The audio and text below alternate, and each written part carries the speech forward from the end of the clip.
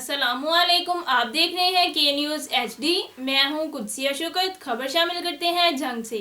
झंग की तहसील 18 हज़ारी में headquarter hospital में एम्बुलेंस ना होने की वजह से मरीज रेडी पर ही मुंतकिल होना शुरू हो गए। इस हवाले से रिपोर्ट कर रहे हैं हमारे नुमाइंदा। जी बिल्कुल। जंग की तहसील 18 हजारी के तहसील हेडक्वार्टर अस्पताल में एम्बुलेंसेज न होने पर मरीज रेडी पर अस्पताल मुंतकिल होना शुरू हो गए। 68 साल मुअम्मर शख्स इमरजेंसी हालत में रेडी पर अस्पताल लाया गया। लवाहकीन के मुताबिक रेस्क्यू 1112 पर कॉल करने पर टाइम नहीं है का जवाब मसूल हुआ। तहसील 18 हजारी की अवाम ने वजीर आला पंजाब और DC जंग से मुतालबा किया है कि वो एम्बुलेंसेज फराहम करें।